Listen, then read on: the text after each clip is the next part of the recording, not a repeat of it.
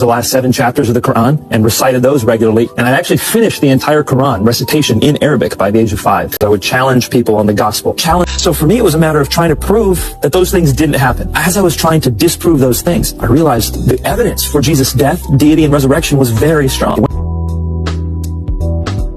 So let's try again. Is God a man? No. Is Jesus a man? Yes. So Jesus is not God. Yes, he is. They're equal. You just said God is not a man. Here we go again.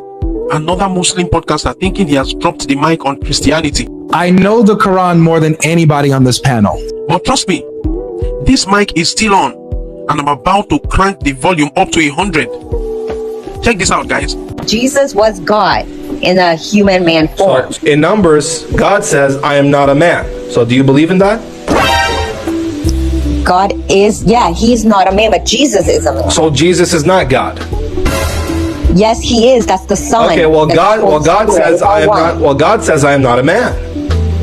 Yeah, God is not a man, but Jesus is, but they're all so equal. Jesus is not God, because God is not a man. Yes, he is. So let's try again. Is God a man? No. Is Jesus a man? Yes. So Jesus is not God.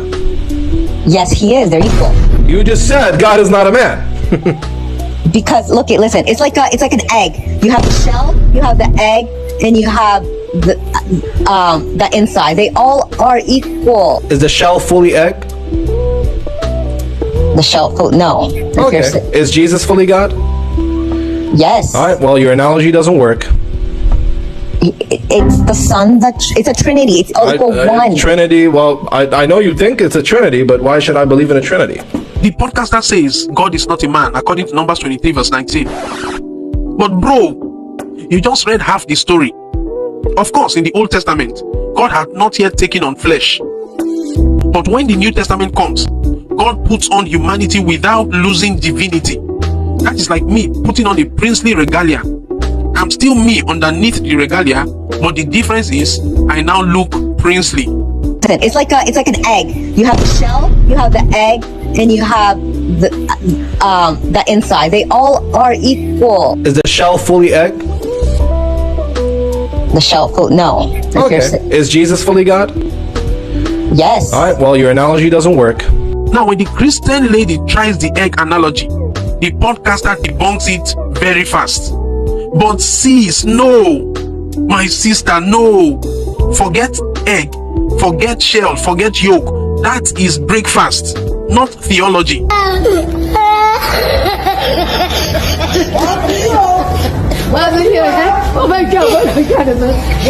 The reality is the hypostatic union.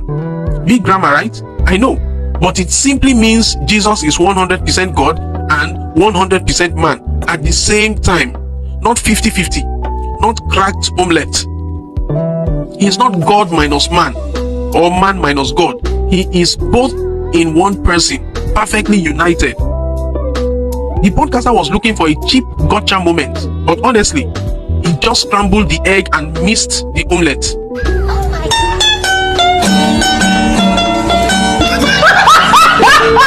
The podcaster says if Jesus is man, then he is not God. Okay, so by that logic, if I say water is liquid, then ice is not water, right? Because I mean, ice is solid, so it can't be water. Just because Jesus took on humanity doesn't cancel his divinity. In fact, it is the whole point. God became man to reach us where we are. That is the beauty of Christianity. Remember, Emmanuel, God with us. And don't forget that he came to the earth with the primary reason of dying for the sins of men. Hence, he needed to be fully man for the sacrifice to be just. But here's the real kicker. The reason Muslims keep missing this truth is because the mysteries of God are not revealed through arguments or debates. They are revealed through God himself. The Bible says in Proverbs 25 verse 2, it is the glory of God to conceal a matter and the honor of kings to search it out. Even in the Gospels, when Jesus spoke, most people did not understand him. Remember, for example, in John chapter 6, he said, unless you eat my flesh and drink my blood, you have no life in you. everybody panicked. They thought he was starting a vampire cult. But only later did he explain the meaning to his disciples. Why? Because the mysteries of the kingdom are for those who truly seek God with sincerity and humility. And that is where we get to the second video. This is where things get really interesting. Because unlike our Muslim podcaster who just wants to score cheap debate points, here comes Nabeel Qureshi, a man who sincerely wanted to know the truth. He was looking for Allah. He was hungry for God. But in that quest, guess who he found?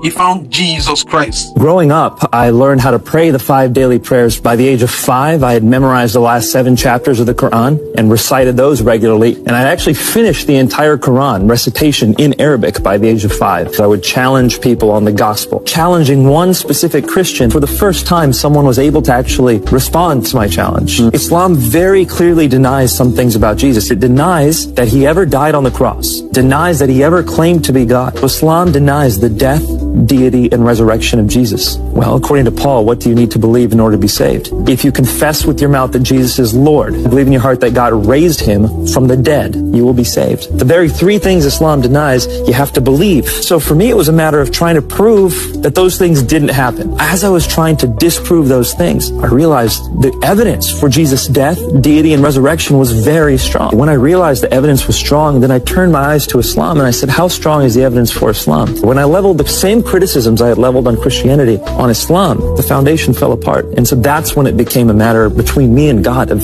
actually asking him to show me the truth. The only way you can really get guidance directly from him is through dreams. This dream was powerful. In this dream, I was standing at the threshold of a narrow door. At the other side of this doorway was a room that was set with a feast. And I knew in my dream that that room was heaven. I wanted to get into that room, but I couldn't, because at the other end of the doorway was my friend David. I couldn't get in because he was blocking the way, and so I looked at him and I said, David, I thought we were going to eat together. And he says, you haven't responded. When I woke up, I told my friend David the dream. He said, Nabeel, this dream is so clear. Just go to Luke chapter 13. And when I opened it up, there was a section there that was titled The Narrow Door. And when I saw it, my heart just stopped. What it says is Jesus was going through the towns and villages preaching the good news. And the disciples said, Lord, are many going to be saved? And he said, make every effort to enter through that narrow door. And you will see people sitting inside at the feast of the kingdom of heaven. I knew that God had given me a dream straight out of the Bible, and he placed me inside a parable, showed me exactly where I was, and he left my decision up to me. It was very clear for me at that point what I needed to do. In order for a Muslim to become a Christian, they have to be willing to give up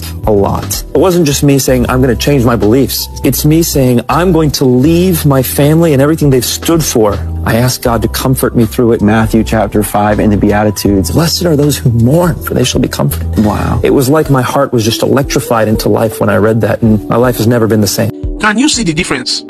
When someone humbly seeks God with an open heart, God himself shows up. Jesus said in Matthew 7:7, ask and it shall be given you. Seek and you shall find. Knock and it shall be opened unto you. Nabeel went searching, and instead of finding Allah, the Allah of the Quran, he found the risen Christ of the Bible.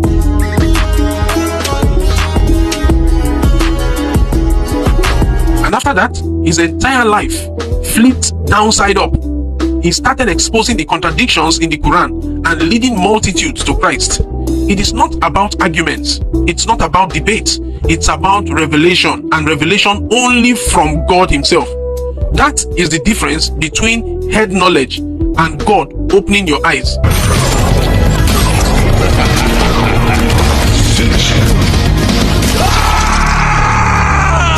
So, my Muslim friend, what you did on your podcast wasn't a mic drop. It was more like a mic slip. You can't scramble the mysteries of God with eggs or cancel them with one verse. It takes humility, sincerity, and a heart that genuinely seeks the truth. I would strongly advise you to borrow a leaf from Nabeel Qureshi. He came looking for Allah but found Jesus, the only way, the truth, and the life. And that, my friends, is the ultimate mic drop. But hey, don't just take my word for it. What do you think? Did the Muslim podcaster land a knockout, or did he just miss the mystery of Jesus completely? Drop your thoughts in the comments. I'm reading everything and I'm responding to every comment. Please do well to like this video and subscribe to my channel.